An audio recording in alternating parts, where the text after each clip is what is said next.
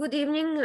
Welcome to the Washington Outsider Report on the Coalition Radio. For those who are new to the show, my name is Irina Zuckerman. I'm the editor-in-chief of the Washington Outsider. With us today is Edward Lucas, who is a journalist, a security specialist, and an author of a number of books, and a liberal democratic candidate.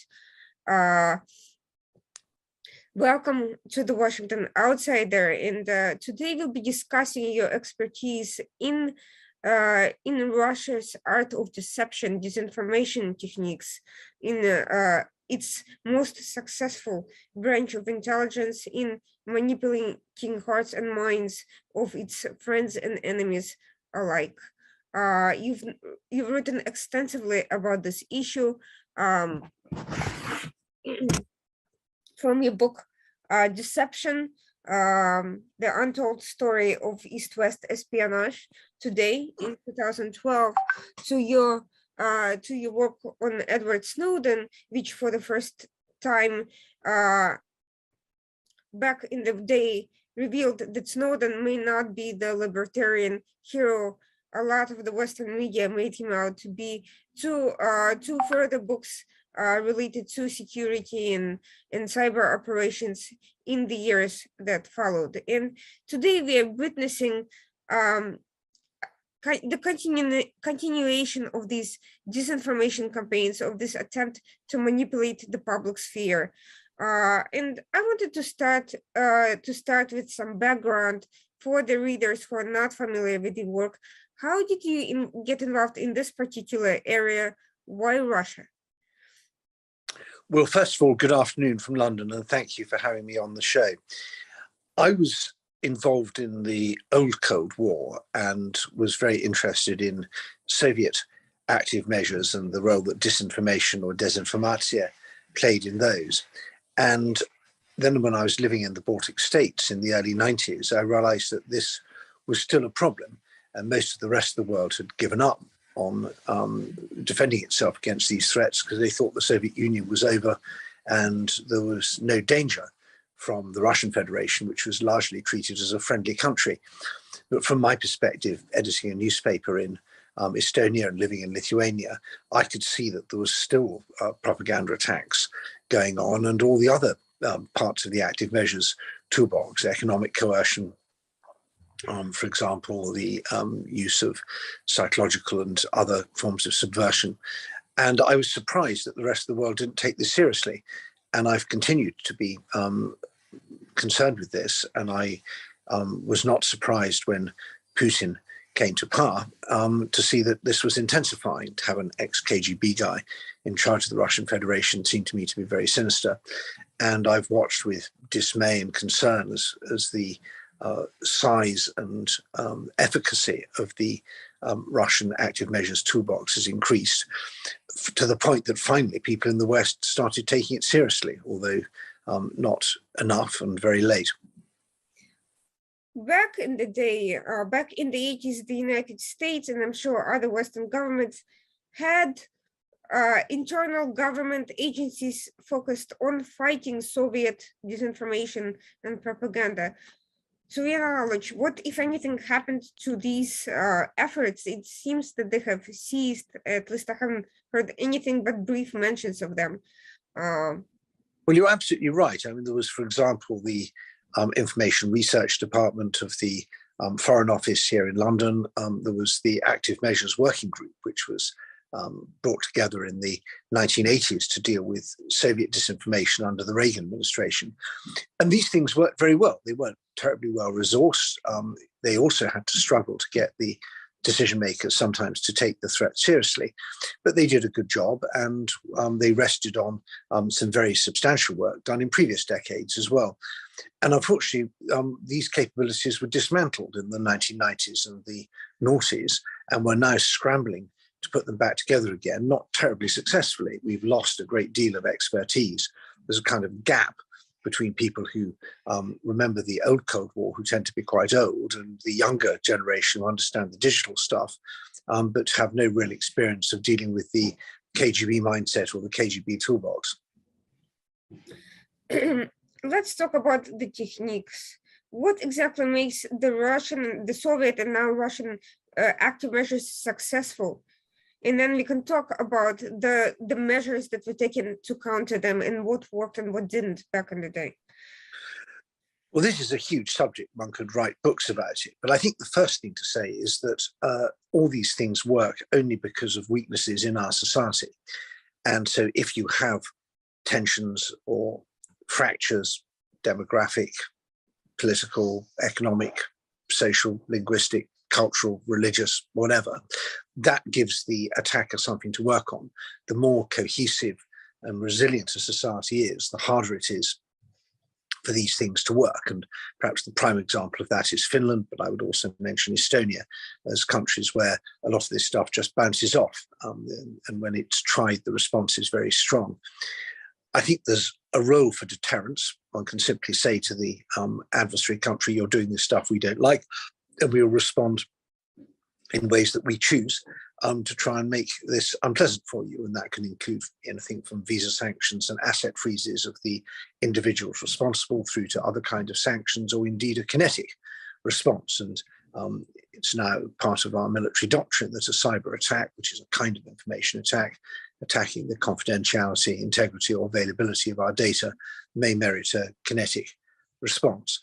So we have a very wide toolkit if we want to use it. The problem is we mostly don't, partly because we don't really understand what's going on, and we're not good at identifying the aim of an influence operation, the different elements involved.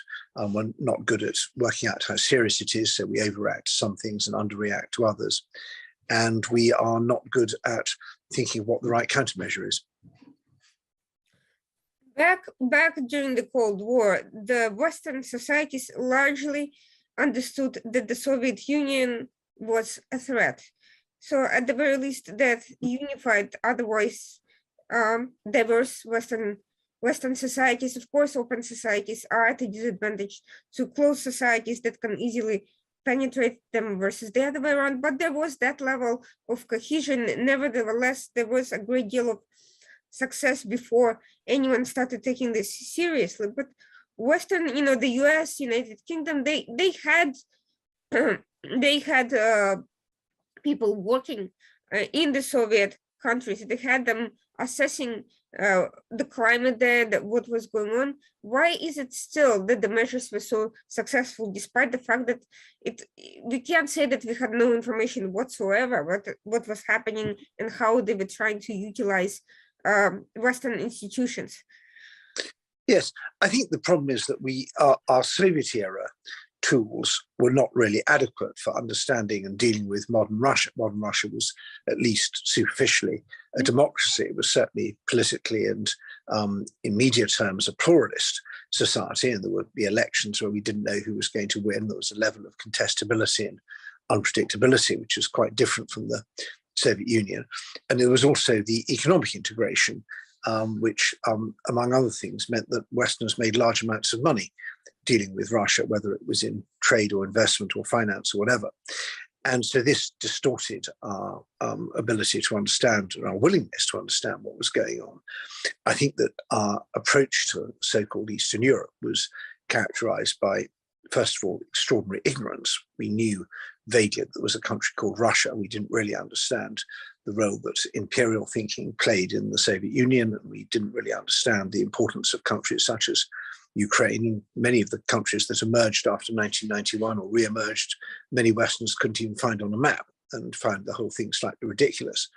So there was an ignorance and an arrogance about this. And then there was also a degree of complacency. We felt that the old threat was over and there wouldn't be a new one. And so there was also timidity. There was a fear of confronting Russia as a nuclear superpower, and the feeling that this was potentially still quite dangerous and we better not treat them too toughly. And then most of all, there was greed, which I mentioned earlier, that it was as an old aphorism, that if someone's livelihood depends on them not understanding something, then it's very hard to persuade them to understand it. And I think all these things have played a role over the last 30 years. We are now at a point where we have realized there is a country called Ukraine. We have realized that Russia's imperialist. We have realized that There are other countries that are at risk too. And we have realized that we've made some terrible mistakes, chiefly in allowing ourselves to become dependent on Russian gas here in Europe. So I think we're in the process of waking up. I wouldn't say it's happened or it happened yet, and we are far from making the tough choices and sacrifices that we'll need if we're really going to deal with this threat.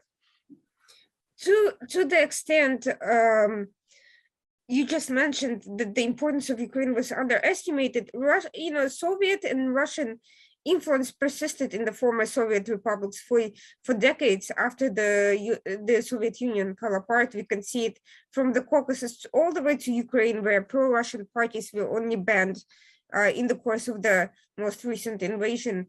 To what extent did the Western powers understand the extent of that political influence inside those countries? Well, I don't think the West did, really. I mean, we saw Russia's sort of hegemonic cultural and ecclesiological and linguistic hegemony as being something quite natural, as if this was just the way you would expect things to be. And therefore, if Russia was concerned about so-called Russian speakers in these what we used to call former Soviet republics, that was just something that these countries would have to live with and make accommodations to. And it was only with very determined pushback, for example, in the Baltic states, that they were able to establish their own language and citizenship policies, which in retrospect have been vindicated. I think it's important not only to look at the Western approach. There's a danger that we think this is all about the West. It's not. In the end, this is all about Russia, and it's all about the countries next to Russia. The West can be faulted for being too passive at various points, but I think that it's the focus of analysis should not be on what the West thinks. It should be about what's happening on the spot. Speaking of which, Russia's psychological warfare in following the Soviet model has been immensely successful with particular categories of people. Who would you say are the best targets for these operations, and what were the methods that worked the best? We have seen some of it with the Snowden operation, but let's look at it closer. I think that there's a kind of coalition, and not even a coalition. There's a sort of kaleidoscope of different parts of the Western world which respond very well to different Russian messaging. So, for example, there's on the hard conservative right, there are people who say we like big countries, we like the idea of sovereignty, of tradition, of family, authority, and the Putin message appeals to those people possibly who are a bit nostalgic for their own countries' empires. Then you have on the left, there's the anti-Americanism, the people who see the world through an East-West prism, where the West is guilty of its own greed and imperialism and abuses in past decades. So therefore, anyone who stands up to the West is basically good. And so Putin plays on that. There is what I call the greedy middle, people who say the only job of government is to make the country rich, and that Russia is an important trade and investment destination, and we should put politics and other concerns to one side and just get on with making money, and that this is dressed up in Germany as under the phrase Wandel durch Handel, the idea that through trade and investment, Russia will become more Western. What's actually happened is that through trade and investment with Russia, the Western countries have become more like Russia, because this has involved a lot of corruption that flows through particularly monopoly gas and oil pipelines, but also all the other sort of influence operations that go along with trade and investment dependency. So I think there are many more. There's the sort of nostalgic Slavophile in countries that have Slavic or particularly Orthodox roots. You see that strongly in Bulgaria, for example. And there are countries that see Russia simply as a strong security partner and are just grateful to have the Russian weapons and things like that. India would be a good example. Would be a good example of that camp. So it's a very broad, I wouldn't say coalition, but a broad spectrum of countries who find something that's going on in Russia that they like. To what extent has the Western world, the US, United Kingdom, or other European countries, has been successful in providing a substitute for these needs. I mean, a lot of these assumptions are not even true. Saying that Russia is pro-family is just simply not accurate. It has a very high abortion rate, broken families, domestic abuse, alcoholism, all sorts of social problems. Why that is not being seen in the West the way the reality actually is a puzzle to me. Well, I would be, again, I'd be cautious about making this all about what the West knows and doesn't know. I think that there's a old joke about an elephant where different nationalities are shown an elephant, and the French say, "Can you eat it?" and the British say, "Can you hunt it?" and the Poles say, "What does the elephant think of Poland?" And I think there's we need to be focus on what's happening rather than just on Western perceptions. I do think, as I said earlier, that the West is astonishingly ignorant. So the idea that Putin is a family man is obviously not, does not correspond to Putin's own behavior or to the behavior of the elite, but it's a convenient psychological prop to people who want to think that there's a country out there which believes in old-fashioned family values. It's rather like in the Western Balkans. There's a sort of very strong pro-Russian movement in countries like Serbia, Macedonia. But when you actually talk to the people concerned, it turns out they've never been to Russia, don't speak any Russian, haven't read any Russian books, don't know any Russians. They just call themselves pro-Russians. It's a sort of, it has a symbolic value.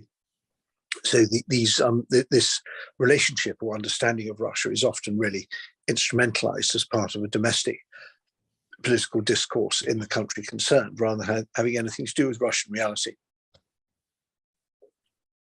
I want to focus for a second on one of the operations that you're very well familiar with, that involved Edward Snowden, who was hailed as a libertarian hero in the United States by many outside the security circles, who believed that his data dump, his revelations about Western programs, which at the time were perfectly legal and actually not even secret, they were studied in law schools and in professional circles. They believed that his revelations opened the eyes of the Americans to the growing threat of the surveillance state. Ironically, Russia, which is in fact a surveillance state, is the place where Snowden fled to. How do you explain this seeming contradiction between what was being presented and the astounding success of what happened? There was a big scandal. There was a great deal of distrust between the allies as a result of this operation, the sort of chaos that one would expect from a typical Russian active measure. I think that this is not the first time Russia's conducted something like this. There was the focus on Echelon back in the 1990s, which was a NSA-led data collection program, mainly involving telephone traffic. And what's changed, I think, is that so much of our lives are online that people feel more personally connected with the idea that your emails are being read, or at least not read, at least collected and could be read. So there was more of an impact for that reason. I think there's also a large amount of naivety about what intelligence services get up to. And in fact, if you have an intelligence service, then you're paying it to spy, and it should be no surprise that if it's paid to spy, it goes out and does spying. There was also, I think, a huge naivety, particularly in continental Europe, about the nature of the relationship with the United States, that as we now know, Germany is heavily penetrated by Russian agents of influence. It makes complete sense that the National Security Agency and other allied agencies would want to have an idea of what's going on in Germany, which German decision makers are taking money, which are open to blackmail. This is very important. Germany is an ally. We need to know what Russia's up to. But this was portrayed in Germany as a sort of extraordinary assault on German sovereignty. My question to the Germans was always, what do you think it is about Germany that makes the Americans so worried about your relationship with Russia and China? And that would have been a good question for the Germans to answer. So you had a mixture of naivety and technological change, which meant that Snowden's data dump attracted a lot of interest. And of course, it is always contested terrain. There's always tussles between spies want to do the maximum they can, and if there's judicial or legislative or executive branch supervision, there will be arguments. And so it was clear that the FISA court had some disagreements with the NSA, and that the Senate Intelligence Committee had some disagreements with NSA, but that's actually a sign of normal process in a democracy. It's a good sign, not a bad sign. You wouldn't have those arguments in Russia because the intelligence agencies do exactly as they like, and there's no constraint on them or on their political masters. Since then, however, we have seen that such operations can and do succeed, and Snowden was not the only such measure. We've seen the similar kind of situation with Julian Assange, and we are now seeing the same sort of discussion about cybersecurity penetrating other spheres. Pegasus is just one scandal which has had a similar effect of sowing distrust among various countries, allegedly gathering information on officials and so forth. And I'm less concerned the actual software and how it works and all of that, because it's just another tool of the operations, than about these relationships being exploited by a number of actors. To what extent do you think Russia's previous efforts in that regard, of these active measures to create distrust between countries, has been successfully adopted by others? And to what extent do you think Russia is still part of that mix? I mean, cybersecurity is an enormous subject, and we could devote the entire show to discussing it. I think that what Russia pioneered very successfully was the hacking and leaking approach of bugging, whether it's a meeting in a restaurant in the case of Poland, a telephone call between ambassadors, as in the case of Lithuania, to take some early examples, the emails of a political campaign, as in the case of America in 2016, or similar things with Macron Gate and with the German CSU, CDU in-house emails, steal a lot of data and then dump it, and maybe with a bit of spin to highlight the fact that people in private say things differently from what they say in public. And there's a kind of prurient shock to this. And when one looks at it with a step back, the idea that politicians are committing politics in private shouldn't really be very surprising. But it was the American media really fell for this, and they report with breathlessly about the fact that Hillary Clinton was saying mean things about her opponents. And in deep down the story, they would say this may be the result of a Russian hack. But I think we're maturing a bit on that. I think those hacking and leaking, that Russia sort of hacking and leaking thing doesn't work quite so well. And what China does on an enormous scale is to collect personal data from of all kinds, whether it's financial, travel data, mobile phone data, and they're building enormous databases which are useful for them, partly or primarily or initially for counter-espionage. They want to be able to know who every foreigner is who comes to China, whether they might be an intelligence officer. But they're also getting deep insights into our society, and the combination of this data collection and their own AI and other algorithmic ways of interpreting it is a very serious threat, which we've hardly begun to grasp. I don't see any sign of Russia developing that, but maybe Russia will do something else. I'm still waiting for deep fakes, for example, to start making real impact in our political discourse. I also think there may be room for sort of bot-driven intervention in the political system with computerized calling and emailing and so on. We've seen a little bit of this in terms of interference and on websites with these sort of automated messages comments being posted under articles, but there's plenty of scope. And I think the big point here is that we need to look forward, not back. We are not so bad at analysing what has been done. We're very bad at looking forward to what's coming towards us. To that effect, you mentioned earlier that Russia's capabilities in that regard, in regard of deception, manipulation, and adverse measures in general, has grown substantially. How would you assess it now? What are its greatest strengths at the moment, and where do you see it going in the near future? I would say that Russia's moved away a bit from this hybrid warfare because it's moving towards real warfare. And since the 24th of February, Russia has been using quite old-fashioned means of mainly involving high explosive directed against civilian targets. And that's a kind of warfare we saw in Syria. And it's deeply rooted in Soviet military doctrine. There's nothing very modern about it. And a lot of the more sophisticated Russian operations that we'd seen in previous years now seem to be on the back burner. We don't see Russian hit squads poisoning people in Western countries with nerve agents or radioactive agents. We haven't seen Russians blowing up arms dumps as they did in the Verbitice in the Czech Republic a few years ago. Russian economic coercion is very much on the back foot because we're all trying to move away from buying things from Russia. The cyber attacks have been very limited. They didn't work in Ukraine. We haven't seen, there was, I think, one cyber attack on the Finnish government websites as a warning about joining NATO.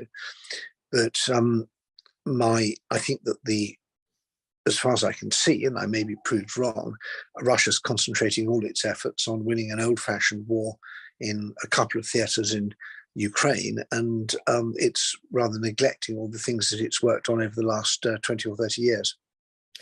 How would you explain that? One would think that at the very least they would be combining those efforts or even prep the field a bit better before plunging into this sort of a conflict that quite obviously backfired on many levels. I think, I feel that I'm right and Putin's wrong. I didn't think he was going to launch this war for very good reasons, that it wouldn't work and would be very bad for Russia and wouldn't achieve the goals he wanted. And he didn't listen to my advice. I'm sure he didn't even know I didn't even know what I was thinking. But he's now made a terrible mistake, and he's doubling down and making bigger mistakes. And of course, that is no great comfort for us because tens of thousands of people have been killed and many tens of thousands, probably hundreds of thousands wounded and maimed, and millions of lives have been shattered. And and we'll be living with the aftermath of this, even if the war ends quickly, for decades to come. But that's all we can say is that Putin has a very flawed decision-making process. Acts on very bad information and doesn't have the ability to correct his mistakes once he's made them. And we'll have to live with that. Many are concerned that Patrushev is, in the event he ever comes to power, is going to be a significantly more effective yet worse version of Putin. Do you agree with that outlook? Recall that when Stalin died, the London Times published an article bemoaning the fact that Stalin had died on the grounds that the hardliners would now take over. So I think our ability to interpret succession in the Kremlin, either before, during, or after it happens, is so bad that we should refrain from trying to make these going down this sort of path of analytical prediction. We have mostly got it wrong. And my guess is that whoever comes after Putin will probably be worse. Although when he and certainly will be a he, when he comes into power, there'll be a kind of brief honeymoon, because that's what normally happens with a new Soviet leader. You get a honeymoon and then you realize what a lot of problems there are. And that's really been true of every Soviet and every Russian leader. But I am very cautious about personalizing this too much. I think the fundamental problems we have with Russia predate Putin and they will outlast him. Speaking of these fundamental issues, the fact that anti-Western sentiment has been deeply embedded and ingrained in Russia's institutions, in the media, in educational system, in various soft power institutions. Many have thought that the path to ending this conflict, or at the very least putting pressure on Putin, is through greater engagement with the Russian people and somehow delivering information to them that they currently do not possess due to the control of these institutions by the government. To what extent is that a realistic aspiration? That do these regular Russians play any role whatsoever, and does it matter what they actually believe? It obviously does matter what Russians believe. Most of what they believe is nonsense and comes from Kremlin sources, and we should be sad about that. And it's worth bearing in mind that we had enormous influence over the Russian population in the early 90s, when stations such as the BBC were very widely believed. And it's worth reflecting on why that's no longer the case. It's not just because of censorship. We have squandered a lot of the moral, cultural, ideological, psychological high ground that we had in the early 90s. And we've left the field clear for anti-Westernism, which, as you say, is now bitten very deep. But I'm very skeptical about the idea that reaching the Russian public is a silver bullet. A, we don't know how to do it. Even if we did know how to do it, it's not clear that it would work. And the Russian regime is able to stay in power for many reasons. One is the lack of a credible alternative.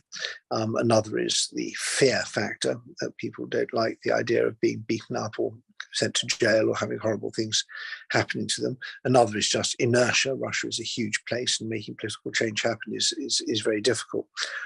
So I think we should be very humble about this, and our ability to affect what goes on inside Russia is very limited historically. What we can do is to support our allies and the countries neighboring Russia and help them build their prosperity and their security and their freedom, integrate them into the West, and to be good examples. And I would much rather concentrate on that than believing that we can, magically create a protest movement in Khabarovsk or Tatarstan or Moscow or wherever, because historically we've been rubbish at doing that, and I'm not sure that's going to change. That's an interesting point you make, because currently there is this tendency to glorify the Soviet dissident movement and the Western efforts to provide assistance for it. To, decades later, to what extent was it actually a success? To what extent did it actually help with the breakdown of the Soviet Union, and what can we learn from it for the current times? Well, I think about this a lot, and I think it's tremendously important to have symbolic heroes, people who can believe it. So it was tremendously important that there were a handful of brave Soviet citizens who demonstrated against the Soviet invasion, or the Soviet-led invasion of Czechoslovakia in 1968. And even though their demonstration was tiny and lasted only for a couple of minutes, it's given us something to hang on to, and it rebuts or even explodes the sort of narrative that everyone in the Soviet Union was basically a willing slave. So we need these people, just as you need Alexander Herzen from the 19th century, the Decembrists before that, the spirit of 1863. It's very important to be able to have the elements of an alternative narrative to this one of imperialism and repression. That doesn't mean that they're going to make a big difference now, but we should still celebrate them and support them where we can, because it will be an important part of the history when it's written that there were people who said no. But I wouldn't overestimate their significance. I'm afraid that even Andrei Sakharov can't really be said to be the man who brought down the Soviet Union. He was a tremendously important symbolic figure. It was a sign that Gorbachev was moving, that he invited Sakharov back. He showed the limits of Glasnost in his interventions at the Congress of People's Deputies. So I revere Sakharov's memory, but in the end, what brought down the Soviet Union was the fact that its economic and political model didn't work. And that I think is also true of the Russian Federation. The economic and political model don't work, certainly not in current circumstances. But we have to use the old Marxist jargon. We have to wait till the contradictions work themselves out. We are seeing that despite the fact that Russia itself is not particularly effective as a country at the moment, some of the specific operations that it has invested in, or at least Putin and his circles have invested in, have had tremendous long-term success. Not the least of them is the widely discussed, both in the US and the Europe, interference with or attempt to co-opt environmental movements that essentially led to an increased dependence on Russian energy and decreased dependence on one's own resources and alternative sources of energy. This is starting to break down, but a lot of these groups are nevertheless still active in affecting policy. How do you explain the success of of Putin's and his circle's ability to penetrate these groups and the complete lack of awareness, which even to this day has not been properly addressed? I think we need to be careful about making out that Putin is, Putin is not Voldemort. He's not Sauron. He doesn't have supernatural powers. In the end, we are much bigger and richer. We in the West, 20 times bigger than Russia in GDP terms, 14 times bigger in defense spending terms, roughly. Depends a bit how you measure it. And although there indeed have been some notable successes for the Russian influence operations, for example, in opposing fracking, where I think the Russian fingerprints are very clear on the anti-fracking movement in some European countries. And they played a significant role in interfering in the American presidential election in 2016. They may have done something on the Brexit referendum. They've had their fingers in some other pies as well. But I think it's hard to find an example where you can say that this instance of the use of active measures dealt a catastrophic, decisive blow to the West. It's catastrophic if you're the victim of an assassination, obviously. We are poorer and weaker than we might have been if none of this had happened. But by far the biggest damage done to our national security is what we do to ourselves. It wasn't Russian active measures that made us open our financial system to dirty money. That was us being greedy. The Soviet gas supplies to the countries like West Germany started, proposals were discussed as far back as the 60s, and they weren't signed off on because of brilliant bribery. It was because German industry wanted cheap gas. Russia may have lubricated the wheels along the way, but I think that all our fundamental problems are the result of our own weakness, naivety, ignorance, arrogance, greed, and so on. And they may be exacerbated by Russian interference, but it's too easy to blame it all on Russia. Interestingly, I see this paradoxical duality in Russian deception and active measure efforts. On the one hand, there is this complete failure with regard to the Ukraine invasion, because nobody's buying into a lot of this. Decision makers are not buying into, I would say, into the rhetoric surrounding Ukraine and NATO and so on and so forth. Most people are seeing these current events as ugly, destructive, unnecessary, and completely illegal and unethical in every way. On the other hand, in non-decision maker circles in Western countries, we see a growing number, surprisingly, since the start of invasion, of people affected by useful dupes in the media and various other, messaging that's basically has nothing to do with the reality or what most people believe, but there is a growing number of these people who have become more susceptible to this messaging since the start of the war than in the early days. How do you explain this thing that as Russians are failing on the battlefield, as their messaging is failing on a policy scale, it's nevertheless growing in some circles over the course of the war? I would like to know the evidence that it's really growing. I think that this has been a catastrophic defeat for Russia's information policy in terms of Western audiences. And if anyone had told me 3 months ago that I would see Ukrainian flags flying over every college at Oxford University. I was visiting Oxford last weekend, that there would be these enormous efforts to host Ukrainian refugees, to raise money for Ukraine, that Ukraine would become the sort of center of Western attention. I just said that's never going to happen. I just, what on earth? How could you possibly think that would be feasible? And it's happened. We now understand both we understand the perpetrator and we understand the victim. I think that there's been a little bit of a bounce back since the start of the war, with people saying, well, there must be a negotiated solution. Can't we negotiate, as the head of Volkswagen said the other day? So there are some voices saying, let's negotiate. There are some voices saying, isn't this all NATO's fault? The kind of Mearsheimer thesis. But on the whole, I would say that the cohesion and solidarity is pretty impressive. I think what bothers me far more is not marginal voices in the West, it's the consensus in the non-West.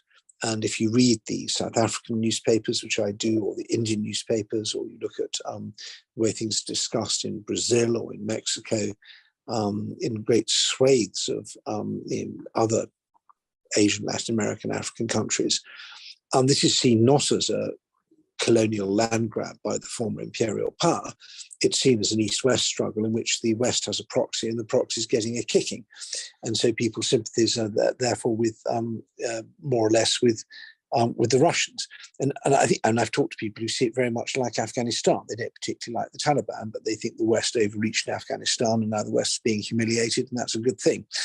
So I think we need to do a lot of work as friends of Ukraine, and the Ukrainians themselves need to do a lot of work in getting the message across in the countries outside the kind of G7, Anglosphere, EU, NATO, American allies, because that's where we're not winning. I'm not sure that this is particularly because of effective Russian efforts. I think it more reflects the mindset in these countries. It's very interesting because what you mentioned about Ukraine being seen as a Western proxy, as opposed to an independent country fighting for its own survival, given a very different attitude from the Middle Eastern states when Iraq invaded Kuwait, for instance, back in the day. Even those who were overall supportive of Saddam Hussein as part of the, perceived anti-Iran stabilizing factor, perceived, I'm saying, because it wasn't really the case, but they were opposed to that. They saw a threat to their own security out of the takeover of Kuwait. Obviously, they don't relate the same way to Ukraine, but it's puzzling to me why they do not see the parallels. Well, I think that there's a big problem that since 1991, the West has squandered its prestige in the eyes of many people around the world, partly because of the wars in Iraq and Afghanistan, which put under question our sort of geopolitical leadership and competence. Also the financial crisis of 2008, which was very unsettling for people who said, if you think these people really know how to run the world economy, well, evidently they don't. And then thirdly, the response to the COVID pandemic, where the West seemed to be very both self-centered and incompetent when it came to the things like the distribution of vaccines. So if you think about the planet's future in terms of who provides global public goods, whether that's prosperity, security, or health, the West hasn't done a terribly good job in the last 30 years. And we are sometimes rather surprised when people outside the West notice this and say, why are you running this global economic system that privileges your farmers against ours, that doesn't provide us with the opportunities for economic development that we think would be that would suit our countries, and so on and so forth. So I think that the West is fighting, is handicapped by the legacy of some very bad decisions over the last 30 years, and this means that when we want to confront Russia, in a lot of the world that doesn't really know about Russia, they say, okay, you've got a problem with Russia. Can we just tell you what we've got a problem with first? And we don't really have an answer to that. Interesting point you're making, in the sense that on the one hand, okay, there are Western failures that are very obvious, and there are even current policies that I think we can see why, you know, many countries have a problem with. There's been disputes, there's been a lot of ineffectual governance and ineffectual relationship building with those countries. But on the other hand, if you look at what China, Russia, and etc. have to offer, it's not necessarily any more effective. It's probably a lot less effective. The internal issues are quite devastating, now that it's been aired well, and their aims are no more philanthropic or altruistic than the West with respect to those other countries, whether in the Middle East or in Latin America or Africa or anywhere else. How do we get that message, and what can we offer in light of these two realities? On the one hand, the West is not perfect; it has mismanaged a lot of things, and some of the rhetoric has been and relationship building has been not helpful. But on the other hand, you have these actors that are significantly worse in every way. Well, I think I I completely agree with you, and I think that, you know, the Chinese can't be for all the West's faults. I would, you know, would certainly choose Western leadership over the Chinese Communist Party. But I think that there's a sort of that there is a note of arrogance and self-righteousness in which the West approaches the rest of the world, which draws particular attention to our shortcomings. And China doesn't make the same mistake. Although there's plenty to criticize in China, I don't think Russia's in the same category, because Russia doesn't really make an attempt to be any kind of global leader. It's a regional power, but the days when the Soviet Union thought it was a global superpower are long gone. I should have also mentioned climate change, which is another thing. You have a lot of countries that say we still need to get rich, and your carbon is has cooked the planet and leaves us, and now you expect us to make sacrifices, even though our living standard is 1/4 of yours.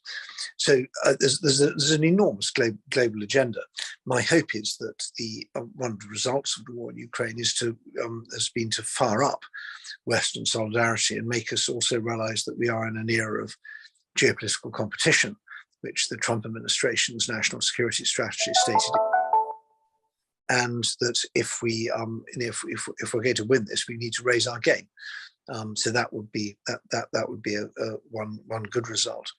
But I'm afraid there's still a large amount of complacency and introspection in Western public opinion. We don't quite realize how hard we're going to have to work to get what we want, and the rest of the world isn't going to give it to us for granted.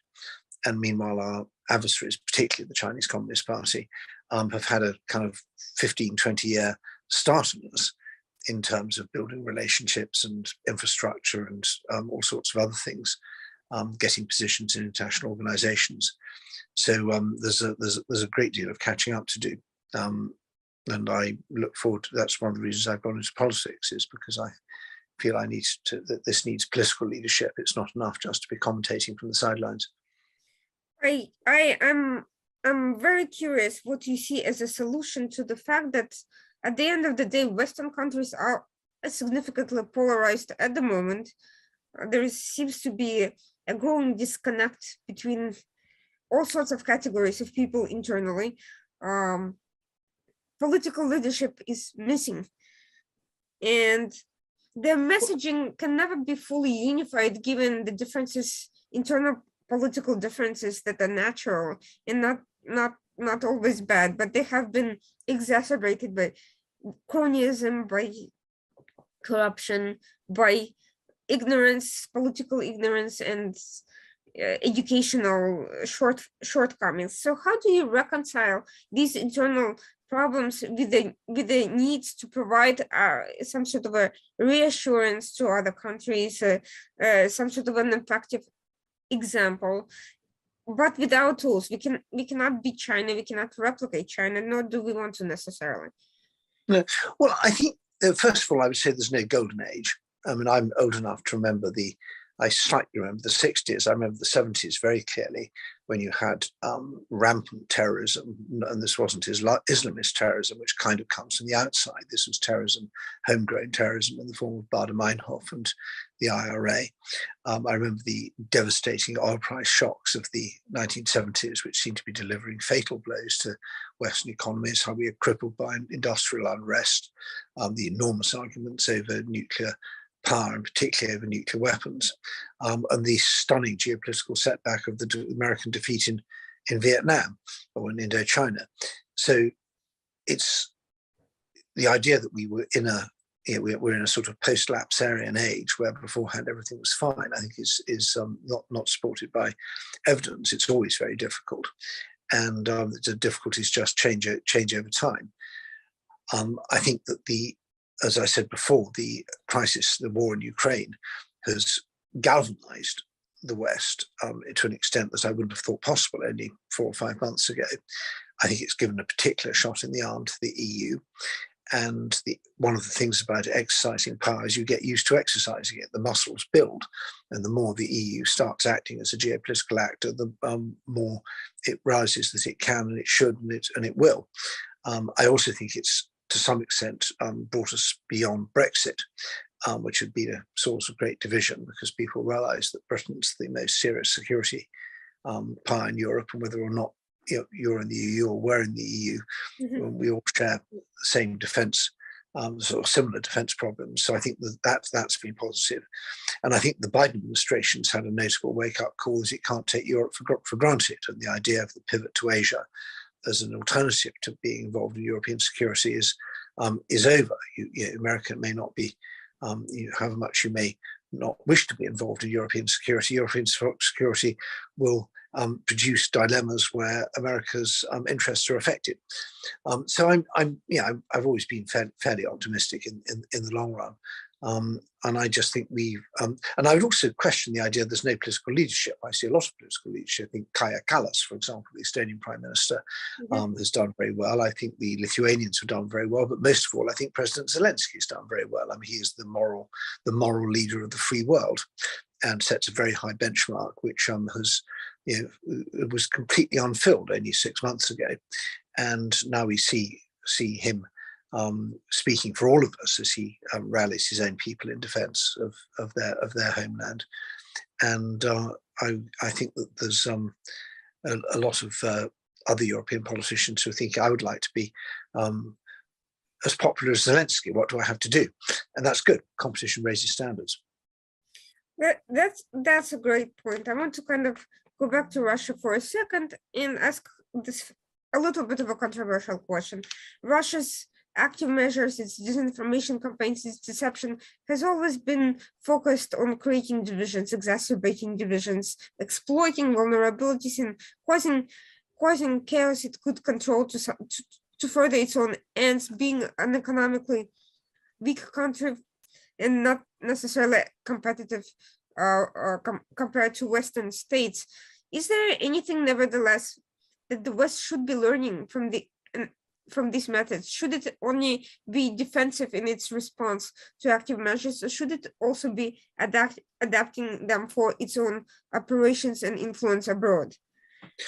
I think it would be a great mistake to react to the threat of Putinism by Putinizing our own societies. So I don't want to be in a society where the editor of The Economist, the head of the main oil company, the head of the intelligence service, one of the top bankers, and the guy who, and a couple of top politicians all get together and work on the same team. It's what makes the West what it is that we have structures and institutions and rules and boundaries and processes. And I want to preserve that. And I want our decisions to be made by elected officials and subject to law, not happening in some kind of in the way that Putin's decisions are made by a sort of Stalin-era stavka, which just not even written down, just communicated and then implemented either well or badly. I think that what Putin has realized is that the enormous importance of making ordinary people feel that they are respected and that their interests matter. And I say that with some caution, because obviously ordinary people in Russia are not respected and they're treated as cannon fodder.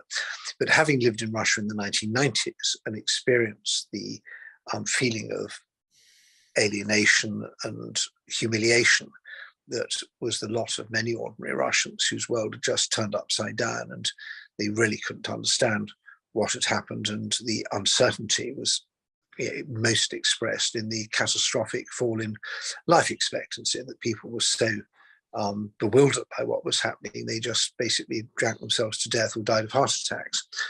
And what Putin saw was that stability, stabilnost in Russian, was political catnip, and just the knowledge that today was going to be like yesterday and tomorrow was going to be like today, and produced the longest period of stable or modestly rising living standards, but over a 20-year period of an increase in living standards and substantial personal freedom.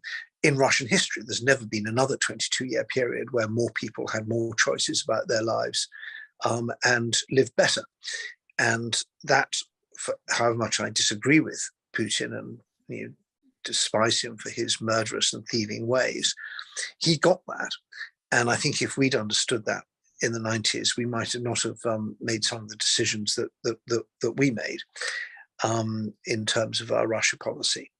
So I think that is, and that's to some extent why, however incompetent this war is and however much the Russian economy is crashing, there's still, I think he built up a lot of political capital just from having created what the Russians would call normalnost, the idea that you could live a sort of basically get on with your life as long as you didn't get involved in politics and didn't have bad luck.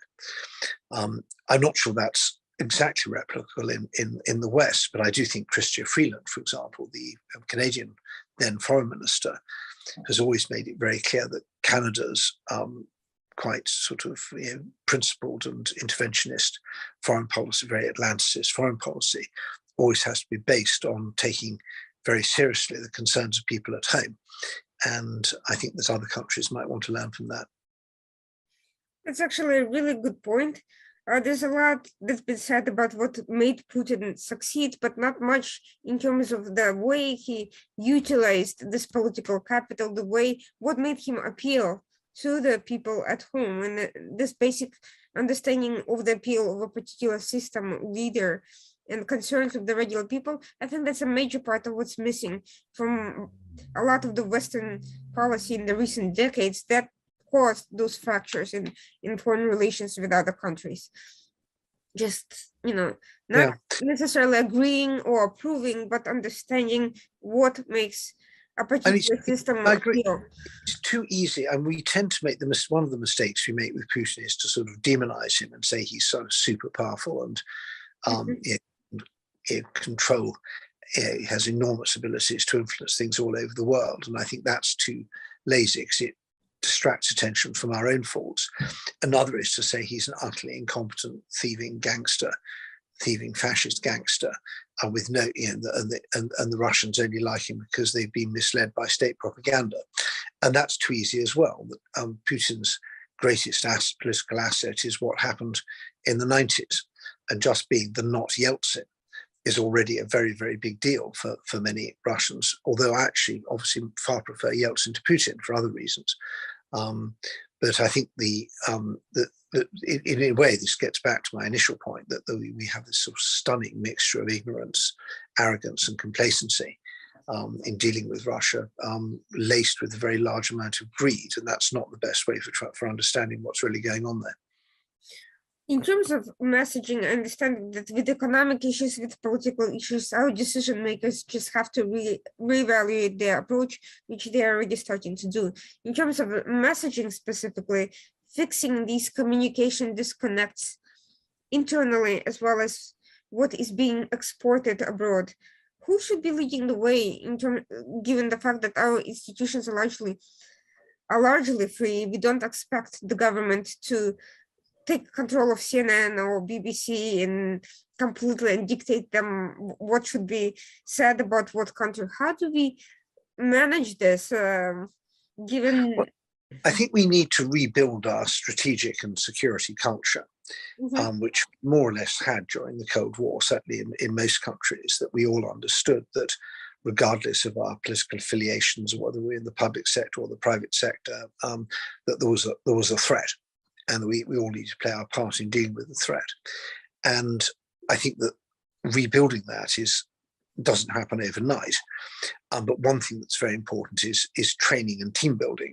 And I'm a big fan of what the Finnish government does with its national defense courses, which happen at both for top level people, big decision makers, but also at other levels, where you get together for 3 or 4 week offsite team building exercise where you're trained a lot and you work together and you understand how society works in a much deeper way than you would if you were just doing your own job, and you build networks across different silos.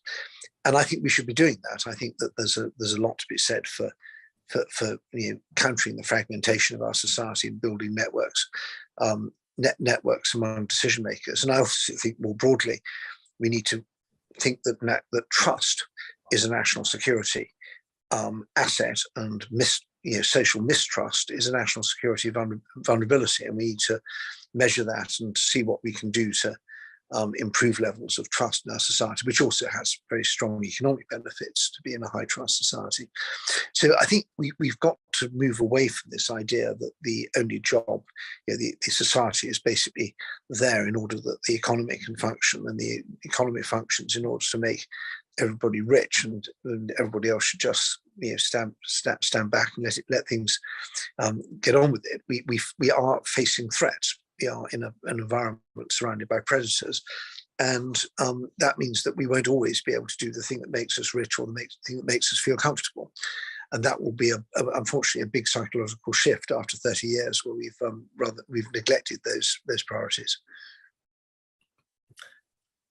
Interesting, because interesting point here. You mentioned this importance of having a high trust society. You mentioned earlier that greed, corruption has led to a loss of internal trust. And one could say that this polarization, political sectarianism that could be compared to tribalism in other societies, it's a byproduct of society no longer trusting its own institutions or each other, and it's kind of this creates this self-perpetuating cycle. Broken societies, polarized societies, societies where political factions demonize each other rather than looking for ways to cooperate, they tend to create additional mistrust. How do we break through this cycle? I think the first thing is to accept that it's difficult, and the second thing is to understand it's not permanent. And we've seen extreme polarization in Western countries in living memory, which has then disappeared very, very, very quickly. So I remember I lived in Northern Ireland during the mid-1980s when the Troubles, the sectarian conflict there was very acute. Now it's largely abated. I remember Germany in the era of in the 70s, deeply polarized. The United States has gone through periods of acute polarization. So these things change over time. I'm in favor of doing what we can to, starting in the education system, but also just in society generally, to try and foster institutions or promote institutions that improve cohesion. The military in the United States is a very strong machine, an agent of social mobility, but also social cohesion. And I think that perhaps one reason for having perhaps a slightly larger military than would be warranted by the needs of modern warfare is because the military plays an important role in an important social role. And if the military is if we really no longer need to have a big army, maybe we should be looking for other sorts of institutions that will bring people in and integrate them and encourage them to get to know their fellow citizens.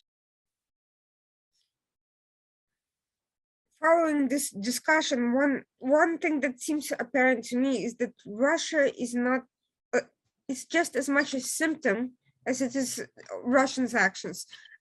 as much a symptom of other issues as they're a cause of, whatever problems that they're a cause of.